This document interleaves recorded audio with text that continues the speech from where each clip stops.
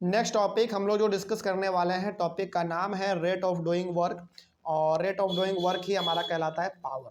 ठीक है, तो बेसिकली कहने का मतलब यहाँ पे ये है कि रेट ऑफ डूइंग वर्क जो टॉपिक आपका दिया हुआ है, ये बेसिकली पावर के बारे में बात कर रहा है। ठीक है, तो पावर के बारे में हम लोग डिस्कस करने जा रहे हैं और ये चैप्टर का सबसे लास्ट वाला टॉपिक है।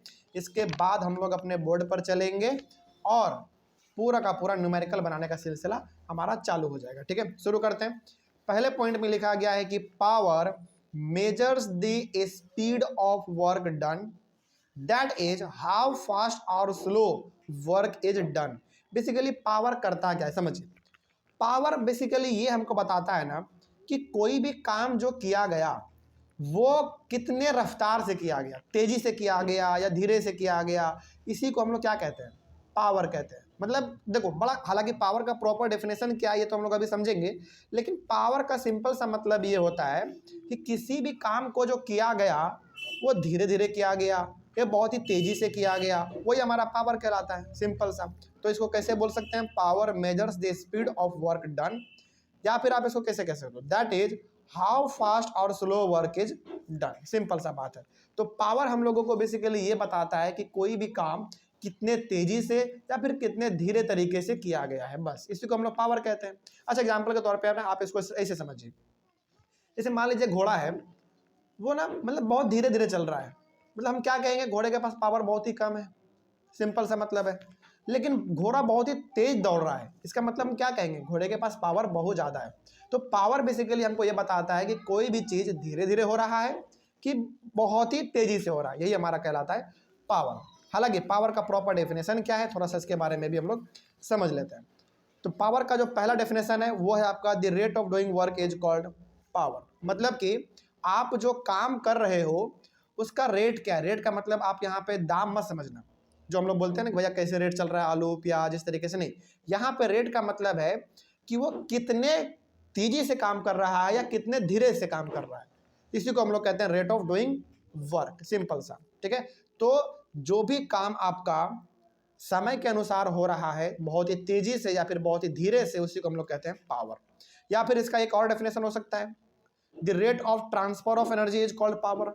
तो दो डेफिनेशन है यहाँ पे, आपको दोनों में से जो अच्छा लगे आप वो याद कर लीजिए और दोनों में से कोई भी एग्जाम में लिख दीजिएगा तो नंबर आपका कटने वाला नहीं है। ठीक है, पहला हो गया the rate of doing work is called power, मतलब कि आप जो काम कर रहे हो उसका रफ्तार क्या है, धीरे धीरे कर रहे हो या तेज तरीके से कर रहे हो, ये हमारा हो गया। अच्छा, इसको ना आप ऐसे भी समझ सकते हैं, जैसे मान लीजिए कि आपने कोई काम था जो आपने 1 घंटे में ही खत्म कर दिया, लेकिन उसी काम को एक और बच्चा है जो कि 10 घंटे में खत्म करता है, तो जरा बताओ पावर किसके पास हुआ, हमारे पास।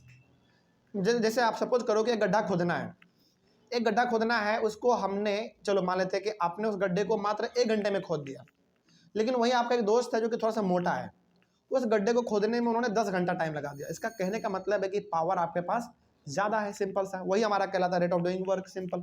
ठीक है, या फिर the rate of transfer of energy is called power. अच्छा, यहाँ पे ना आप इसको ऐसे भी समझ सकते हैं, यदि हम लोग कोई काम कर रहे हैं तो बेसिकली हम कर क्या रहे हैं, अपना एनर्जी तो ट्रांसफर कर रहे हैं। तो आप जो अपना एनर्जी ट्रांसफर कर रहे हैं वो किस रेट से कर रहे हैं, यानी कि कितने रफ्तार से कर रहे हैं, वो भी आपका पावर ही कहलाता है, सिंपल सा। तो दोनों डेफिनेशन है, दोनों में से आपको जो अच्छा लगे आपको लिख लीजिए। ये तो डेफिनेशन हो गया। अब इसका थोड़ा सा हम लोग फॉर्मूला का बात कर लेते हैं। इसका फॉर्मूला है power equals to work done divided by time taken, यानी कि आपने कितने समय में कितना काम किया, यही कहलाएगा आपका पावर। ठीक है, ये तो हो गया। अच्छा, इसको और शॉर्ट कैसे लिख सकते हैं, पावर को डिनोट करेंगे कैपिटल P से, वर्क डन को डिनोट करेंगे कैपिटल W से, और टाइम टेकन को डिनोट करेंगे स्मॉल t से। तो यहाँ पे ना पावर का एक फॉर्मूला तैयार हो गया, P इक्वल्स टू W/T। इसका कहने का मतलब ये होता है कि कितने समय में आप कितना काम कर रहे हैं, वही आपका कहलाएगा पावर, सिंपल सा। यदि यदि आप कम समय में ज़्यादा काम कर रहे हैं, इसका मतलब पावर आपके पास ज़्यादा है। आप ज़्यादा समय में कम काम कर रहे हैं, मतलब आपके पास पावर कम है, सिंपल सा है। आगे बढ़ते हैं। अच्छा, अब ना आप यहाँ पे पावर का SI यूनिट भी बता सकते हैं, मतलब केवल फॉर्मूला को देखकर बिल्कुल आराम से बता सकते हैं। जैसे पावर का फॉर्मूला में 2 चीज़ है, वर्क डन और टाइम। तो आप यहाँ पे ना इसका SI यूनिट ऐसे निकालो, SI यूनिट वर्क डन का होता है जूल, टाइम का होता है सेकेंड, तो जूल पर सेकेंड, बस हो गया इसका एसआई यूनिट तैयार। तो the SI unit of power is joule per second. कैसे लिखेंगे? जे, ये एक स्लैश देंगे और एस लिख देंगे। और यदि आपको मान लीजिए जूल पर सेकेंड लिखने का मन नहीं करता है तो आप पावर को वॉट भी लिखते हैं और डिनोट करते हैं कैपिटल डब्ल्यू से। अच्छा, यहाँ पे ना आपको कंफ्यूजन होगा कि सर वर्क डन को भी डिनोट करते हैं कैपिटल डब्ल्यू से, वॉट को भी डिनोट करते हैं कैपिटल डब्ल्यू से, क्या दोनों में कंफ्यूजन नहीं होगा? कभी कंफ्यूजन हो ही नहीं सकता, क्योंकि देखो जहां पे बात होगा वर्क डन का वहां पे भी आप कैपिटल डब्ल्यू लिखेंगे, जहां पे बात होगा वॉट का वहां पे भी आप क्या लिखोगे? कैपिटल डब्ल्यू ही लिखोगे। लेकिन कभी भी हमेशा दोनों एक वक्त इस्तेमाल नहीं हो सकता। यदि होगा तो जगह दोनों की जगह पे आप डब्ल्यू लिख दीजिएगा, कोई दिक्कत नहीं होगा। ठीक है, चलो आगे बढ़ते हैं फिर। In honour of James Watt. अच्छा, ये जो वॉट है ना, ये किसके नाम पे रखा गया था? हमारे एक बहुत बड़े ग्रेट साइंटिस्ट, उनका नाम था जेम्स वॉट। उन्होंने ही हम लोगों को पावर का एसआई यूनिट दिया था, मतलब कि उन्हीं के द्वारा हम लोगों को एसआई यूनिट पावर का दिया गया, इसीलिए उनके नाम पे हम लोग इसको याद रखते हैं। तो आप दोनों नाम याद रख सकते हैं पावर का। एसआई यूनिट जो है जूल पर सेकेंड या फिर वॉट भी आप रख सकते हैं याद, आपको जो अच्छा लगे आप वो याद रख लीजिए। आगे बढ़ते हैं। Power is directly proportional to work but power is inversely proportional to time. इसका मतलब क्या हुआ समझिए। डायरेक्टली प्रोपोर्शनल का मतलब होता है कि एक चीज बढ़ेगा तो दूसरा भी बढ़ेगा, लेकिन इनवर्सली प्रोपोर्शनल का मतलब होता है कि एक चीज बढ़ेगा तो दूसरा घटेगा। अब यहाँ पे ना बहुत बड़ा बात कहा गया, थोड़ा सा इसको भी आप समझ लो। पावर जो है ना वर्क के डायरेक्टली प्रोपोर्शनल है। इसका मतलब क्या हुआ? इसका मतलब हुआ कि आपके पास पावर ज्यादा होगा तो आप काम भी ज्यादा कर पाओगे। डायरेक्टली प्रोपोर्शनल का मतलब तो यही हुआ, मतलब आपके पास यदि पावर ज्यादा होगा तो आपके पास काम करने का क्षमता भी ज्यादा रहेगा, सिंपल सा। तो डायरेक्टली प्रोपोर्शनल का मतलब ये हो गया। इनवर्सली प्रोपोर्शनल का मतलब यहाँ पे ये कह रहा है कि पावर जो है ना टाइम के साथ इनवर्सली प्रोपोर्शनल है। क्या इसको समझा सकते हैं आप? इसका मतलब क्या हुआ? हाँ, टाइम ज्यादा रहेगा हाँ तो पावर कम लगेगा, ठीक है, और अगर टाइम कम लगेगा तो पावर ज्यादा। बिल्कुल। देखो यही चीज है इसमें। इनवर्सली प्रोपोर्शनल का मतलब ये हो गया कि देखो यदि आप समय, ऐसे समझो, यदि आप किसी काम को करने में समय कम ले रहे हैं इसका मतलब है कि आपके पास पावर ज्यादा है। मतलब यहाँ पे कम क्या आपके पास है? समय, टाइम, लेकिन ज्यादा आपके पास क्या हो गया? पावर। जैसे मान लीजिए हमने आपको एग्जांपल दिया था कि आप किसी काम को करने में ना बहुत ही कम समय लेते हैं, आपके पास कम है टाइम, लेकिन आपके पास ज्यादा क्या है? पावर। क्यों ज्यादा है? क्योंकि आपने कम समय में उसका काम कर दिया, कम समय में काम आपने पूरा कर दिया, मतलब ये दर्शाता है कि आपके पास पावर ज्यादा था। तो यहाँ पे एक चीज हमेशा कम होगा तो दूसरा ज्यादा होगा। यहाँ पे टाइम हमारा कम था तो पावर ज्यादा था, तो यह हो गया हमारा इनवर्सली प्रोपोर्शनल। तो याद रखिएगा, कोई भी पूछ सकता है कि बताओ पावर का रिलेशन वर्क और टाइम के साथ कैसा है, तो आपको बताना पड़ेगा कि पावर का रिलेशन वर्क के साथ डायरेक्टली है लेकिन टाइम के साथ इनवर्सली है। ठीक है, ये बात आपको याद रखना पड़ेगा। आगे बढ़ते हैं। अब अच्छा, हमने ना आपको एक चीज और बताया था कि 1 जूल ऑफ वर्क कब होगा, इस प्रकार का। उसी प्रकार से 1 वॉट ऑफ पावर कब होगा। बड़ा सिंपल है, आप बता सकते हैं पावर के फॉर्मूला को देखते हुए।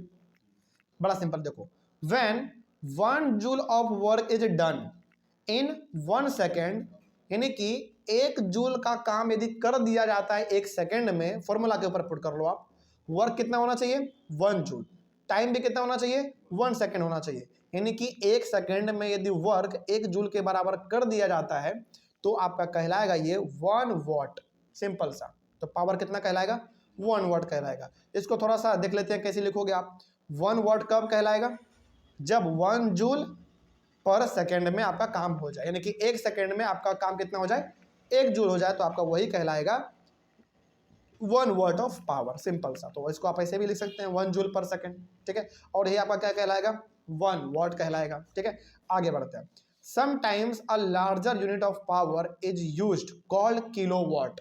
ये जो आपका वॉट है ना, सिंपल सा, ये आपका छोटा यूनिट है, लेकिन कभी कभी हम लोग, कभी कभी नहीं, अक्सर हम लोग वॉट का थोड़ा सा लार्जर यूनिट इस्तेमाल करते हैं। जैसे आप लोग जानते हैं ग्राम हमारा छोटा यूनिट है, किलोग्राम हमारा थोड़ा सा बड़ा यूनिट है, यानी कि केजी। उसी प्रकार से हमारा वॉट छोटा यूनिट है लेकिन इसका बड़ा यूनिट हमारा किलोवाट है। ठीक है, किलोवाट को डिनोट करते हैं स्मॉल के और कैपिटल W से। ठीक है, आगे बढ़ते हैं। अच्छा, अब तो आप आराम से बता सकते हैं कि 1 किलोवाट में कितना वाट होगा, सिंपल सा 1000 वाट।